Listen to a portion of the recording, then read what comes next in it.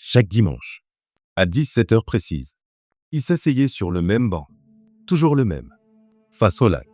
Les gens pensaient qu'il aimait simplement le silence. Un homme âgé, manteau sombre, regard perdu dans l'eau. Mais il n'était pas là pour le paysage. Il attendait. Depuis 2 ans. Elle lui avait dit un jour, si un jour je pars sans prévenir, attends-moi ici. Il avait ri. Tu ne partiras jamais. Elle avait souri. Mais elle est partie. Sans explication. Sans dispute. Sans adieu. Un matin, son côté du lit était vide. Armoire ouverte. Quelques vêtements manquants. Rien d'autre. Pas de lettres. Pas de message. Juste le silence. Les semaines ont passé. Puis les mois. Tout le monde lui disait « Tourne la page ». Mais comment tourner une page quand on ne connaît pas la fin? Alors, il allait au banc. Chaque dimanche. À 17 heures. Au début, il regardait chaque femme qui passait. Puis il a cessé de chercher. Il s'asseyait simplement. Et attendait.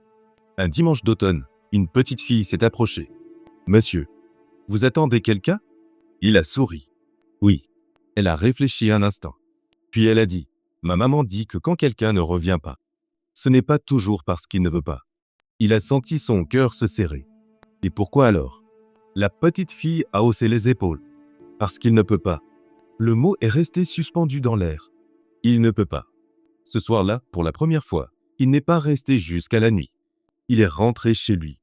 Il a ouvert le tiroir qu'il n'avait jamais osé ouvrir. À l'intérieur, un dossier médical. Le sien. Diagnostic. Maladie avancée. Espérance de vie courte. Il s'est souvenu. Les rendez-vous.